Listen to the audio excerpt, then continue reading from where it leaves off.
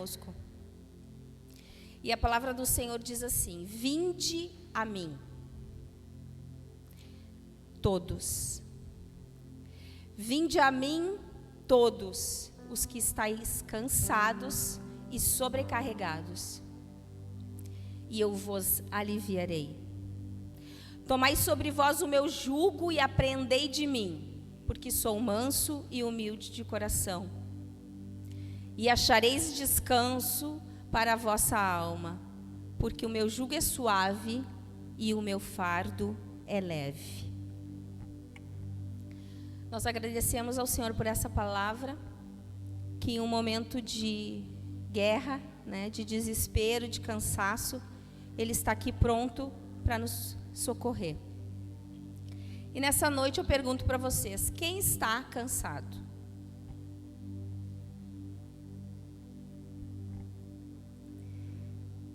E a gente pode dizer: eu estou cansada das crianças, pastora. Esses meninos tudo me incomoda. Tem muita energia, não estou dando conta. É muita coisa. Quem sabe tu vai dizer: eu estou cansado do trabalho.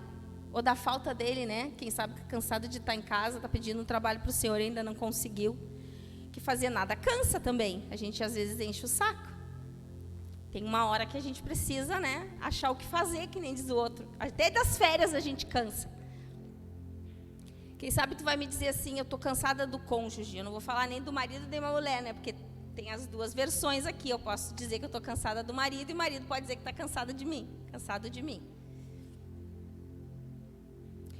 Então, ficar cansado faz parte do nosso cotidiano. Em algum momento do dia hoje, a gente sentou, ou deu aquela espreguiçada, no meio do dia, naquela soneca. Eu não costumo dormir depois do almoço, mas tem pessoas que 15 minutos, aquele cochilinho parece que revigora. Eu não consigo dormir. Mas eu não estou aqui para dizer assim, vamos fazer DR agora. Quem é que está certo? Vai falar do marido, vai falar da mulher, quem sabe da sogra. Está cansado da sogra? Não vim fazer DR. Nem perguntar, saber os dois lados das pontas aí, para a gente poder saber quem é que está errado, quem é que está menos certo, digamos assim, porque todos os lados vão ter uma versão e um ponto de vista a ser cogitado. Mas nós precisamos ser, nesse ponto, diligentes. Eu sempre digo, vamos evitar a fadiga. E às vezes a gente discute com o marido sem necessidade. Se a gente pensasse um pouquinho, a gente não chegaria naquela discussão. E se a gente faz isso antes de acontecer, eu brinco toda hora, eu digo, vamos evitar a fadiga. Se a gente consegue fazer com que se evite, vamos tentar evitar. E ser diligente significa ser ativo, ou ser, prestar atenção nesses detalhes. Ser aplicado. Bom, se esse detalhe é um pequeno, às vezes a gente tem alguns acertos, lá em casa, eu não posso deixar nada em cima da cama. E ele não pode deixar a tampa do vaso levantada. Isso faz anos já. Então, eu vou dizer, eu vou falar sério com vocês. Eu várias vezes deixei muita coisa em cima da cama. Só que chegava naquela última hora que eu sabia que ele estava chegando em casa, eu corria lá e tirava tudo de cima da cama e jogava na primeira cadeira que eu enxergava, que era só para evitar a fadiga. Isso faz com que no tempo, no amadurecimento a gente entende. Porque quando a gente é nova, a gente faz birra. Não vou deixar isso aqui. Com o tempo... falando também do tempo de conversa com Deus, Ele faz com que o amadurecimento chegue em um tempo diferente, um tempo não cronológico. Se a gente for pensar, uma pessoa de 50 anos deve ser madura, mas às vezes ela não chegou no amadurecimento. Mas eu posso dizer que uma pessoa de 25 anos está no pleno amadurecimento dela. Por quê? Porque ela teve uma conversa, ela teve relacionamento com Deus. E Deus tratou antes do que no momento, em hora cronológica. Então, em duas coisas nós podemos amadurecer e evitar a fadiga. Ou o tempo vai fazer isso acontecer, ou a gente conversa com Deus e faz isso acontecer mais rápido. Outra coisa que significa ser diligente, zeloso. Nós temos que zelar pelo tempo que a gente passa com o outro, entendendo que aquela pessoa realmente gosta ou não gosta, não nos custa nada. Ser, então, diligente com o marido, com os filhos, eles merecem o nosso respeito também. São crianças, sim, mas eles merecem o nosso respeito. Nós vamos respeitar os nossos filhos e eles vão entender o que é ele respeito e vão nos respeitar em contrapartida. Por quê? Porque a gente pode falar e dar ordem. Pela ordem e pela exigência nós vamos arrastar alguém. Mas o nosso comportamento, a nossa conduta faz com que essa pessoa nos siga muito mais facilmente. Cuidadoso. Quem tem prontidão, rápido, ligeiro. Isso quer dizer diligente.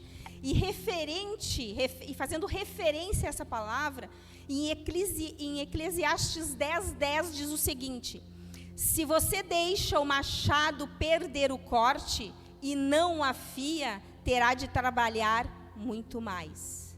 É mais inteligente planejar antes de agir.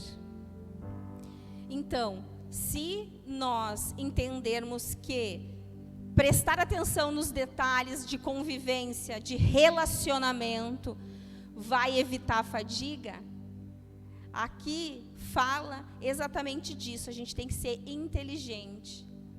Se um instrumento de trabalho sem estar afiado vai nos dar muito mais cansaço e vai nos tomar muito tempo, então vamos afiar o nosso instrumento de trabalho. E aqui no texto fala de vinde a mim. E esse é o afiar do nosso machado. O Senhor diz, vinde a mim. Tem referências que Ele nos chama, por quê? Porque se nós estivermos bem, tudo tranquilo, que é o que acontece muitas vezes, Ele está todo dia dizendo, vinde a mim, vinde a mim, ei, vinde a mim. E nós lá, hoje eu vou para a praia, né? Aí eu vou lá sacar o dinheiro está na conta.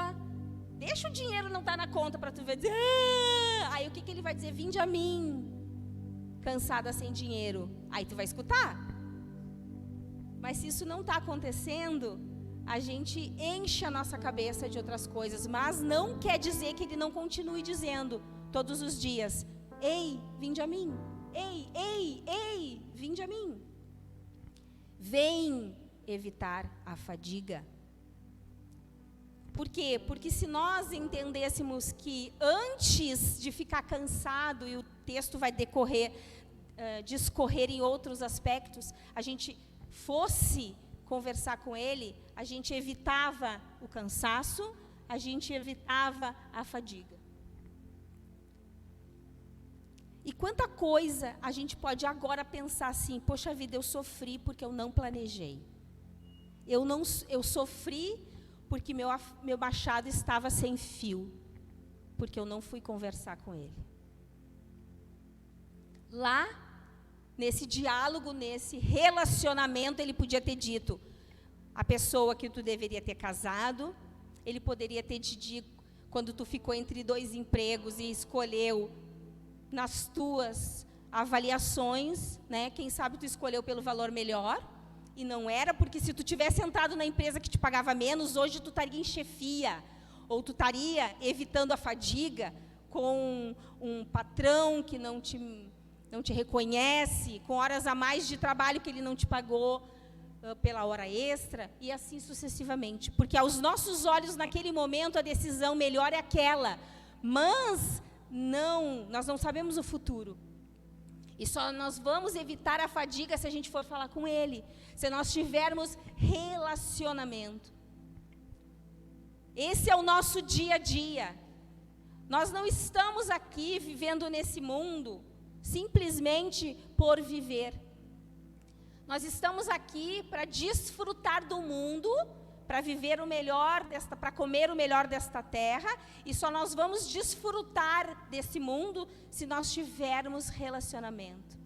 Senão, nós vamos ser cegos, nós vamos poder estar vivendo melhor e nós não vamos entender. Por quê?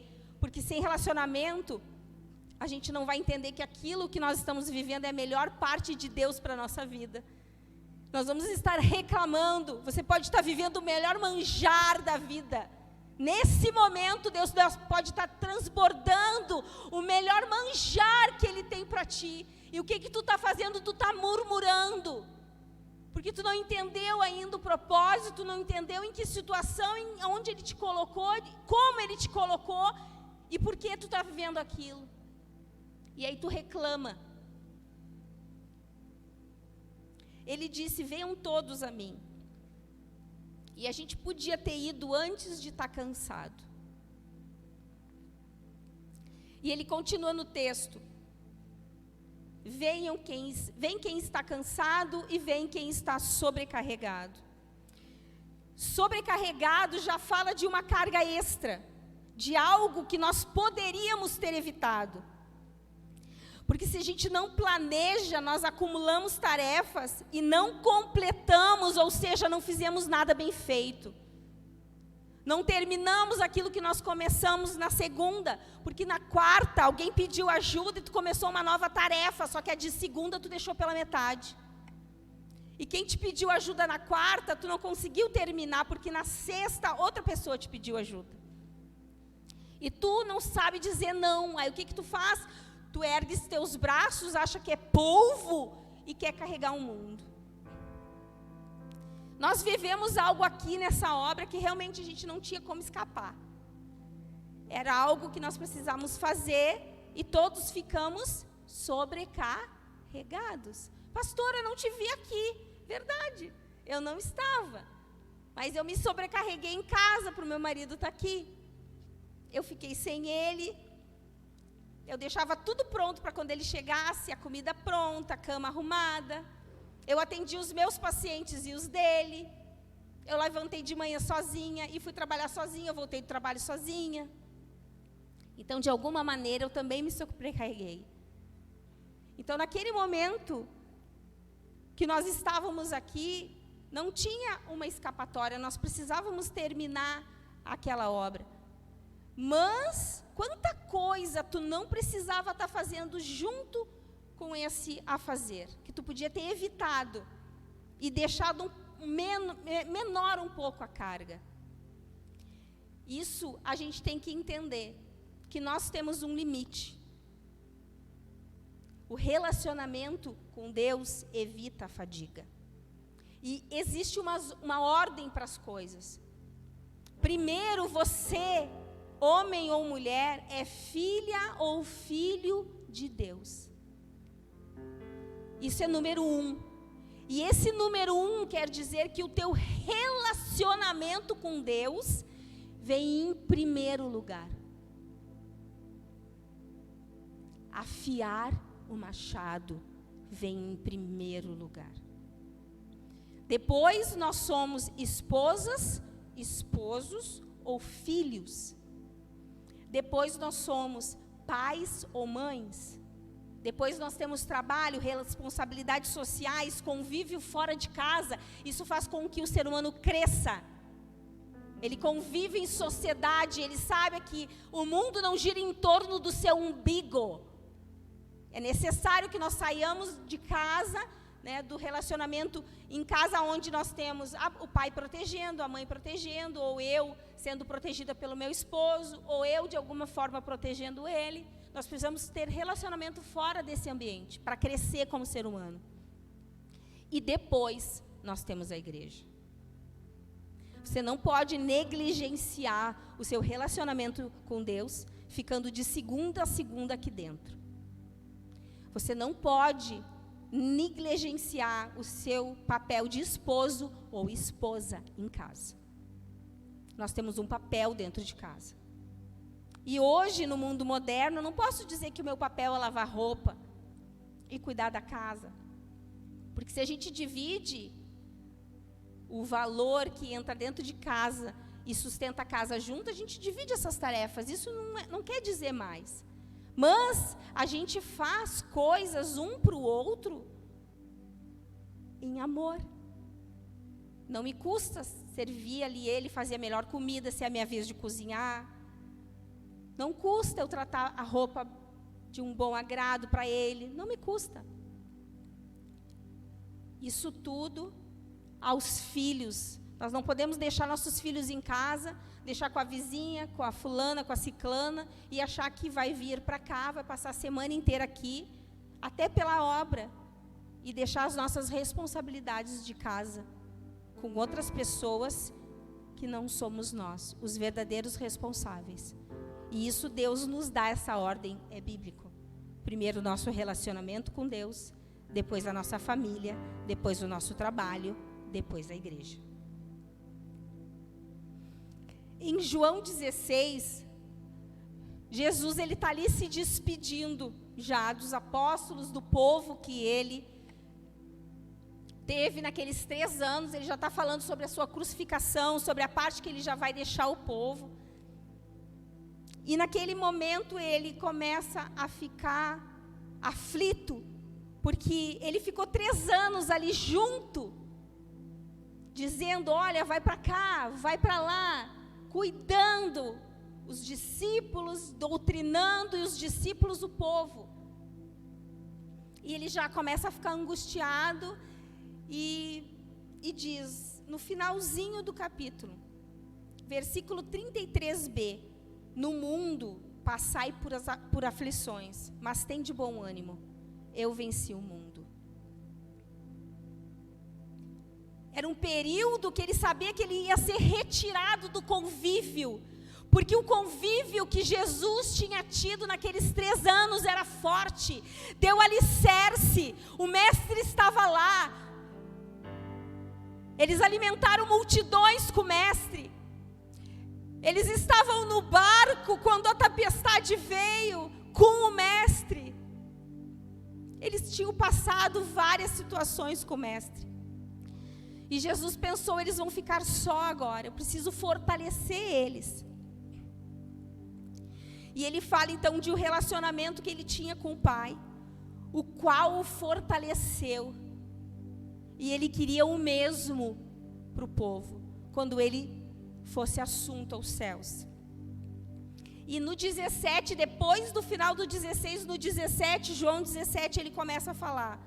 Tendo falado estas coisas, levantou os olhos ao céu e disse, Pai, é chegada a hora, glorifica teu filho para que o teu filho te glorifique. Ou seja, me ajuda a fazer o que tu queres que eu faça, para que no final da tarefa bem sucedida, tu fique feliz comigo. Assim como lhe conferiste autoridade sobre toda a carne, a fim de que ele conceda a vida eterna a todos os que lhe deste, a Jesus. Então Jesus está dizendo, o Pai me deu essa autoridade, para cumprir o propósito e a missão que Ele destinou para mim. Ele mesmo me fortaleceu, para que eu fizesse do início ao fim, o que Ele me designou. E é isso que Ele quer transferir essa autoridade, Ele quer transferir esse convívio, para que até o final dos dias, caminhando nós aqui sozinhos e tenhamos uma morte, aonde o Senhor nos levará, ou ainda esperando o retorno dele, e se Ele vir, estivemos juntos aqui, sustentados na sua presença, para que nós possamos suportar esse mundo. Ei, tem aflição, mas eu venci o mundo. Ou seja, vem comigo que eu vou te dizer. Vinde a mim, está cansado? Ei, vinde a mim, vinde a mim. Porque se tu ficar comigo, eu vou te ajudar. Se tu ficar comigo, eu vou te explicar por que tu está passando. E aliás, se tu ficar comigo e lá conversar no momento que nós sentarmos juntinhos, tu esquece isso que tu está passando. Porque na minha presença, a tribulação vira alegria. Na minha presença, tudo é transformado. Porque quando tu chega, fica tudo colorido. Irmãos, nós podemos estar passando tempestades. E a palavra diz: ei, no mundo tereis aflições, mas tende bom ânimo. A palavra de Deus diz que em Salmo 23, o Senhor é meu pastor e Ele não me faltará. A versão não é o Senhor é o meu pastor e nada me faltará. Não. A versão certa é: o Senhor é o meu pastor e Ele não vai me faltar. Ele, não interessa qual seja a tua guerra. Se tu não está entendendo a guerra, entra no quarto, fecha a tua porta e Ele vai te explicar. E se Ele não te explicar, Ele vai fazer a tua tribulação virar alegria. Porque nós não precisamos de uma informação, ou seja, uma explicação. Nós precisamos confiar. E só confia em quem se conhece. Se tu não conhece teu Deus, tu não vai confiar. Porque tu não sabe quem Ele é. E no 3 diz, porque no final do 2 diz: aquele que a vida eterna, concedeu a vida eterna a todos que lhe deste. E no 3 ele diz: e a vida eterna é esta, que te conheçam a ti, único Deus verdadeiro, e a Jesus Cristo a quem o enviaste. Essa é a nossa garantia de vida eterna. Só que nós precisamos entender e ter um relacionamento, porque senão essa vida eterna não vale de nada. Sem consciência do que tu recebeu, o que adianta se tu não entende, se tu não tem consciência da vida eterna? Ela não vale nada. Se disserem na rua para uma pessoa passando: ei, Jesus morreu por ti, e ela não tiver consciência, ou seja, tu não explicar, ela não entender que ela estava condenada e que a partir do momento de Jesus na cruz, os pecados dela foram perdoados e ela recebeu a garantia de vencer o pecado, de vencer a carne, e que ela não precisa temer o mundo, porque Jesus venceu o mundo, e esse pacote todo está à disposição dela. Ela não vai entender, porque essa consciência tem que vir para ela. E no 7 continua: agora eles reconhecem que todas as coisas que tu tens me dado vêm de ti, porque eu lhes tenho transmitido as palavras que me deste, e eles as receberam e verdadeiramente conhecem que saí de ti e creram que tu me enviaste. Não rogo somente por estes. Aí agora ele está falando dos muitos que estavam ali, que tinham sido salvos, mas também por todos aqueles que vieram a crer em mim, por intermédio da sua palavra, a fim de que todos sejam um, e como és tu, ó Pai, em mim e eu em ti, também sejam eles em nós, para que o mundo creia que tu me enviaste. Eu lhes tenho transmitido a glória que me tens dado. Ei, a unidade de Deus com Jesus, Ele está tentando transmitir isso para que nós possamos ser um com o Pai, um com o Filho e um entre nós. Se nós não sermos um com o Pai, não entender que Deus mandou o Filho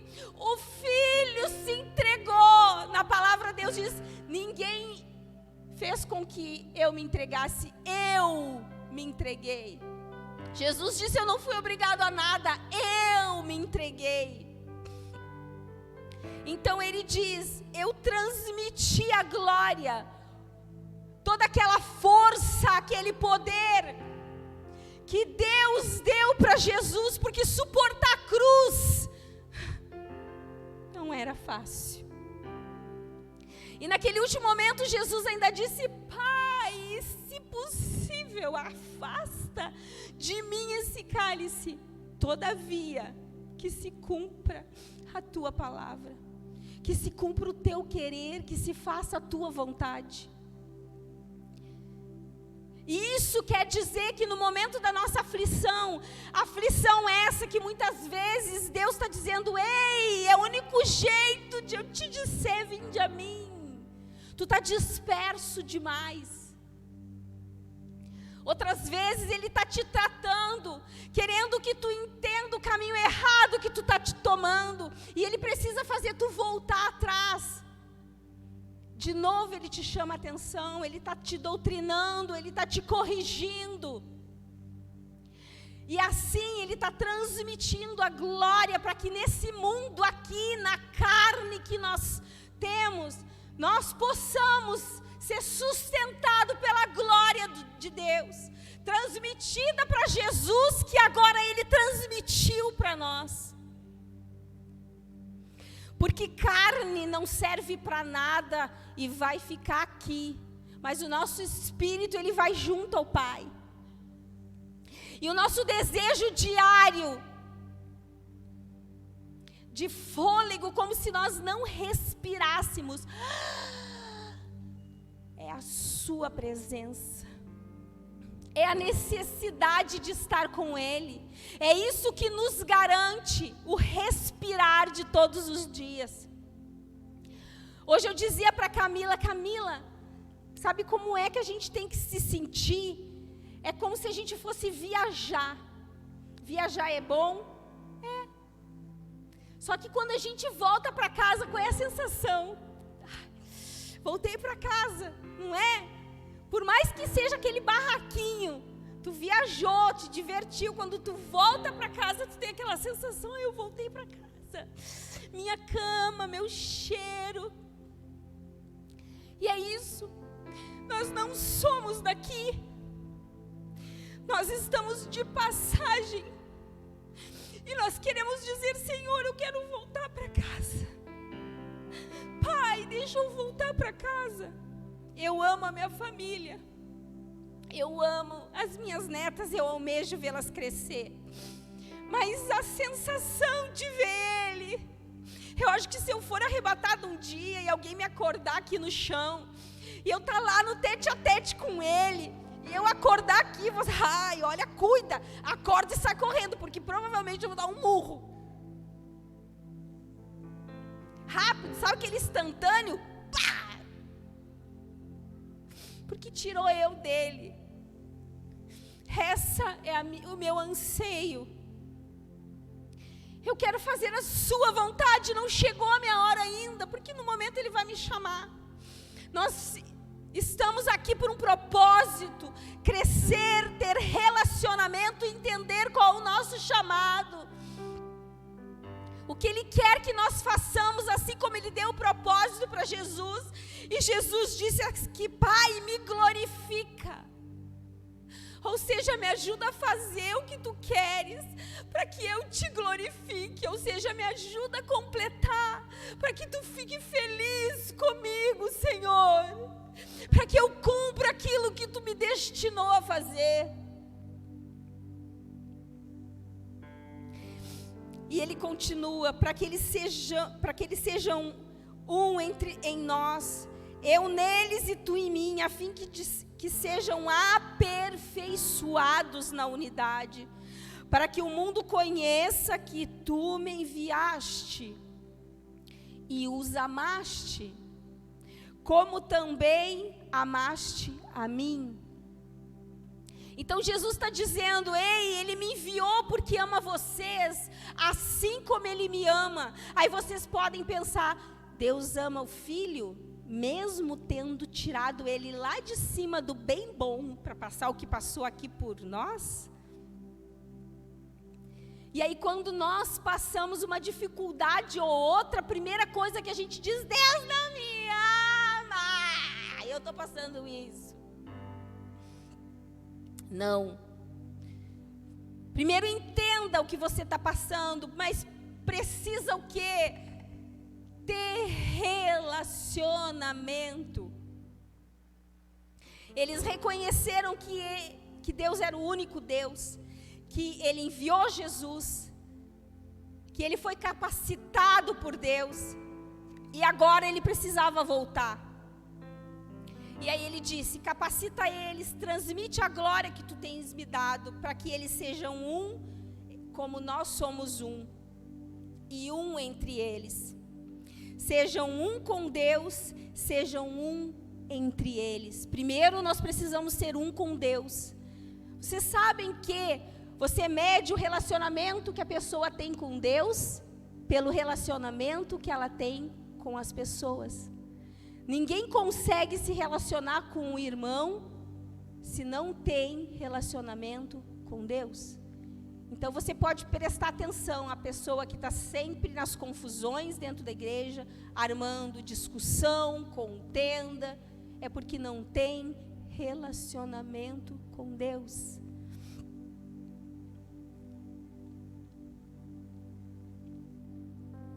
Nós precisamos entender que o relacionamento é o que o Senhor quer mais de nós, porque foi isso que Ele fez no início do Éden.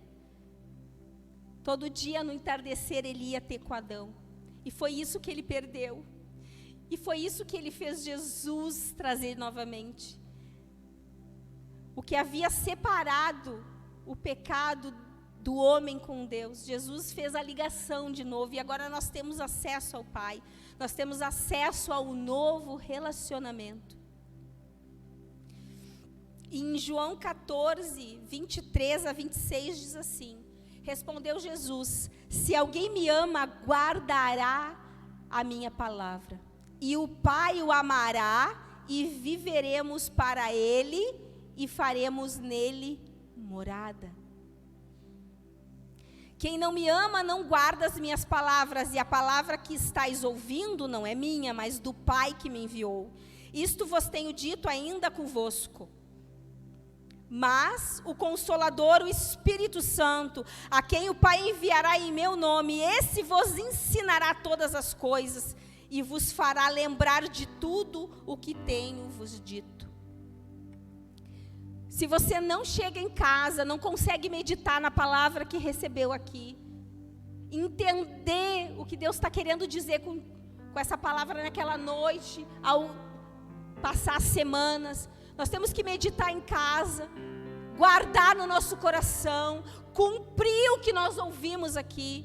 Eu não consigo guardar tudo, mas no momento certo, o Espírito Santo, Ele vem e diz: lembra aquilo que tu escutou? Pois é, tu não está fazendo como tu escutou. Então o Espírito Santo, Ele vem e nos lembra de tudo que nós ouvimos. E nós temos responsabilidade depois que nós ouvimos a palavra do Senhor. Antes de não ter escutado, nós pecamos na ignorância. Agora, estando ciente do que nós ouvimos aqui, e por favor, chegue em casa e verifique que se o que eu falei para vocês realmente estava escrito aqui. Depois que vocês escutam, todos nós temos obrigação em cumprir o que o Senhor tem nos dito. O Senhor fala no nosso coração em todo tempo, em todo tempo. Basta que nós queiramos escutar.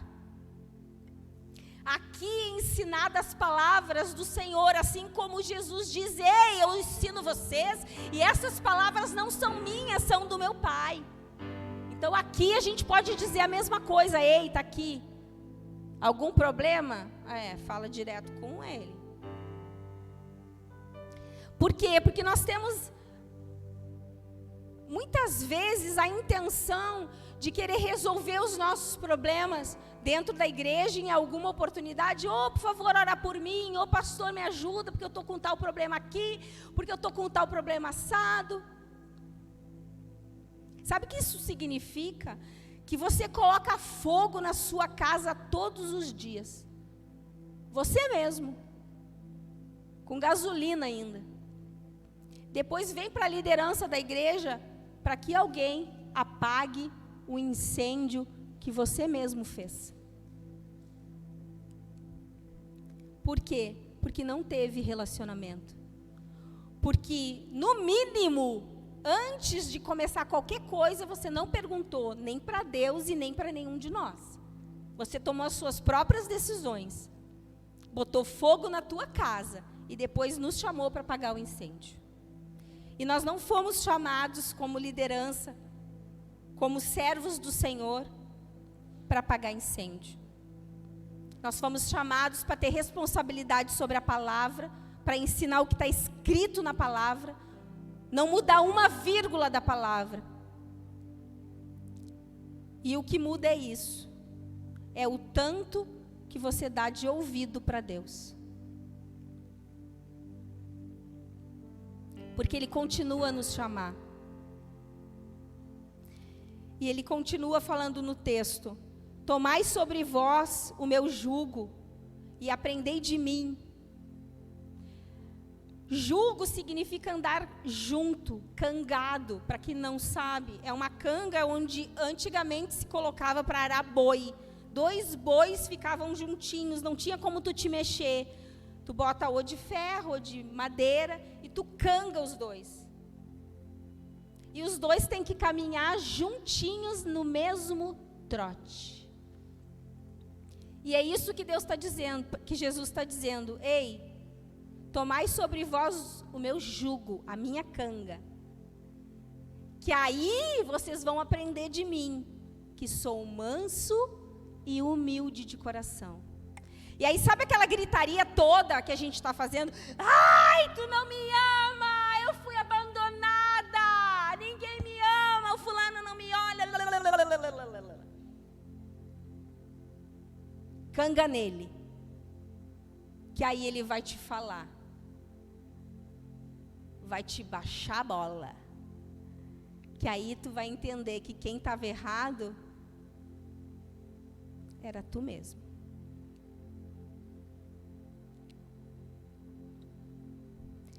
E aí depois ele diz: e então, depois que essa tempestade toda passar, que te acalmar, acharás descanso para a vossa alma. Aí mesmo que a tribulação já esteja pegando, ela vai ser transformada em alegria. Porque quando ele chega, fica tudo colorido. E ele continua: porque o meu jugo é suave e o meu fardo é leve. E só nesse momento ele troca com a gente. Ele diz: ei, toma aqui o meu. Ele é bem mais leve e bem mais suave. E eu vou pegar o que estava te pesando e o que estava te deixando aflito. Você não está entendendo, pastora, tudo que eu preciso. Você não está entendendo mesmo. Olha só, meu carro pifou, não tem nem como vir para a igreja. Está faltando comida lá em casa. Quer que eu continue? Vou te fazer a lista, pastora. Você não está entendendo. Você acha que eu vou me sentar lá e vou fazer relacionamento? E aí, pum, acabou? Vou te mostrar. Lucas 11, do 9 ao 13. Está precisando? Pois então, querido, ele diz: vos digo, perdi e dá-se-vos-á. Buscai e achareis. Batei e abrir-se-vos-á. Porque todo aquele que pede, recebe. O que busca, encontra. E a quem bate, abre-se-vos-á. Né? Abre de sésamo. Fácil assim. E aí ele continua: qual dentre vós, sendo pai, que seu filho lhe pedir pão, lhe dará uma pedra? Ou se pedir um peixe, lhe dará em lugar do peixe uma cobra?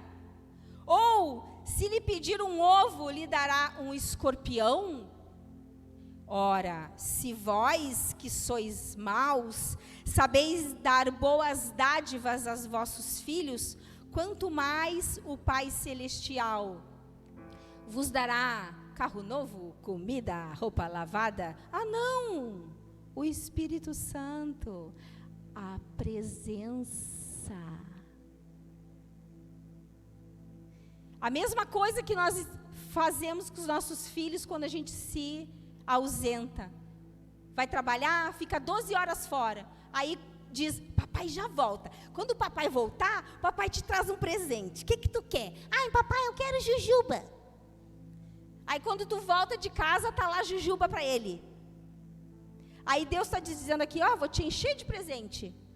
Não, eu vou te dar a minha presença. A minha presença. Isso já é ensinado com os filhos. O que teu filho quer mais? Ele quer a tua presença. Já está referido até demais. Casa sem pai, casa sem mãe, casa que o pai saiu, casa que os filhos são cuidados e liderados, educados por babás. Não dá certo. E aqui, Deus já te diz: sabe como é que tu vai cuidar dos teus filhos? Do mesmo jeito que eu quero cuidar de ti, com a presença. Tu está precisando de tudo isso que eu falei? Presença. Por quê? Porque o pastor não vai te abandonar. Ele vai estar ali. Tu pode achar que tu está vivendo a pior fase da tua vida, mas Ele está ali.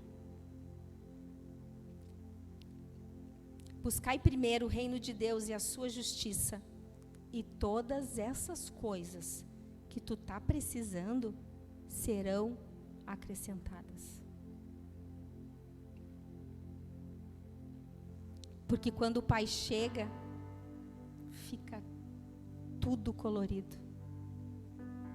Tudo colorido. A gente esquece das contas.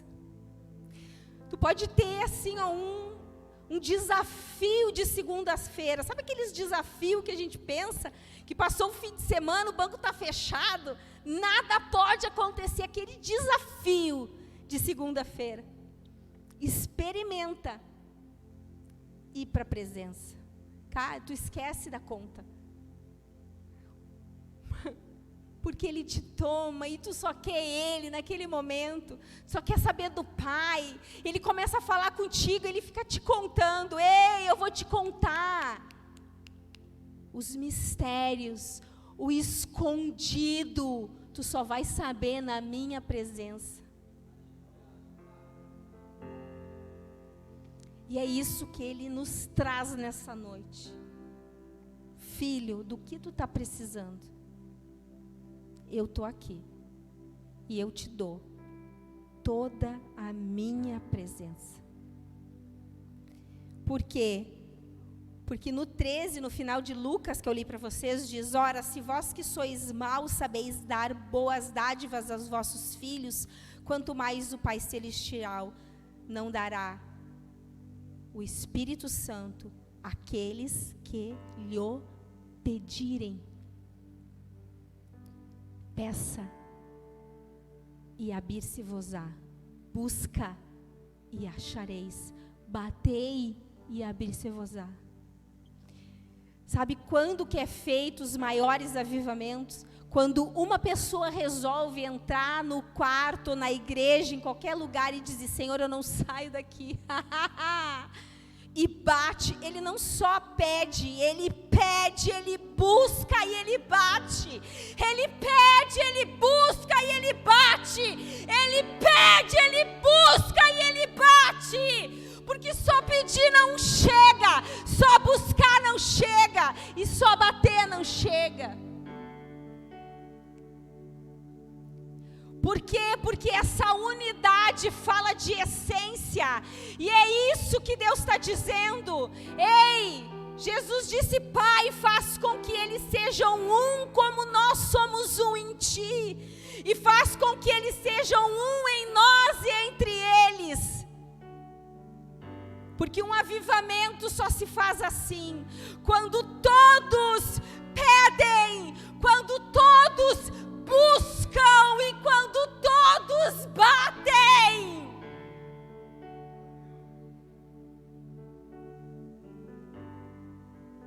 Se uma pessoa faz a presença se voltar, o trono de Deus se move.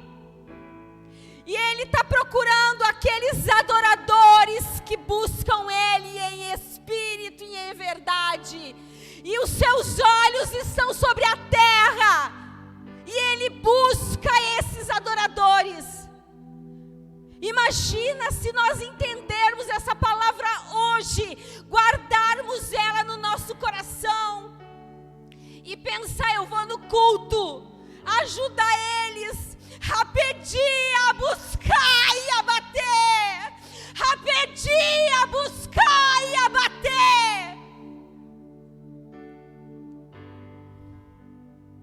Assim como Deus disse: filho, eu preciso reconstruir a ponte, eu preciso novamente ter relacionamento, vai lá. E Jesus disse: Pai, me glorifica, me ajuda, para que eles possam entender o que eu vim fazer, para que eles possam te aceitar e entender que eu sou teu filho, me reconhecer, e assim tu fica feliz comigo, porque o resultado foi à altura do que tu esperava.